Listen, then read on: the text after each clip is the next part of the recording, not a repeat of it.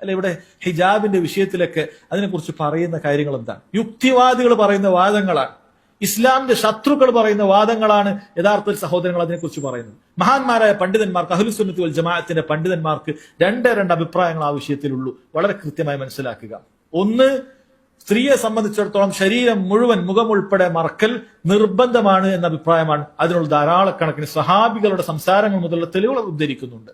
ഇപ്പുറത്ത് അത് നിർബന്ധമില്ല, എന്നാൽ വളരെയധികം പ്രോത്സാഹിപ്പിക്കപ്പെട്ട കാര്യമാണ്, വളരെയധികം പ്രതിഫലാർഹമായ കാര്യമാണ്. എന്നാലും ഫിത്നകൾ ഉണ്ടാകുന്ന കാലത്ത്, പുരുഷന്മാരും മറ്റുമൊക്കെ ശല്യക്കാരായി ഫിത്നകൾ ഉണ്ടാകുന്ന കാലത്ത് അവർ മറക്കൽ നിർബന്ധമാണ്. ഇങ്ങനെ പറഞ്ഞ രണ്ട് അഭിപ്രായം. അത് ഒന്ന് വാജിബാണ്, എല്ലാ കാലത്തും വാജിബാണ്. രണ്ട് മുസ്തഹബാണ്, പക്ഷേ ഫിത്നകൾ ഉണ്ടാകുന്ന കാലത്ത് മുഖം മറക്കണം എന്ന് പറഞ്ഞ് ഈ രണ്ട് അഭിപ്രായം. മൂന്നാമത്, ഇത് മറക്കേണ്ടതില്ല എന്നോ മറക്കൽ ഒരു പ്രാകൃതമാണെന്നോ അത് 6-ാം നൂറ്റാണ്ടിലുള്ളതാണെന്നോ പോലെയുള്ള യുക്തിവാദികളുടെ സംസാരം ഇസ്ലാമിക പണ്ഡിതന്മാർ സംസാരിച്ചിട്ടില്ല. എന്നാൽ നമ്മുടെ നാട്ടിലുള്ള ആളുകൾ ഈ സംസാരം സംസാരിക്കുന്നുണ്ട്. അതിനെതിരെ പച്ചയായിക്കൊണ്ട് ഈ ഖുത്ബ മിമ്പറുകൾ ഖുത്ബയിൽ ജുമാക്കുള്ള മിമ്പറുകൾ ഉപയോഗിക്കപ്പെടുക, എന്നിട്ട് ആളുകൾ വൈബേൽപ്പിക്കുക.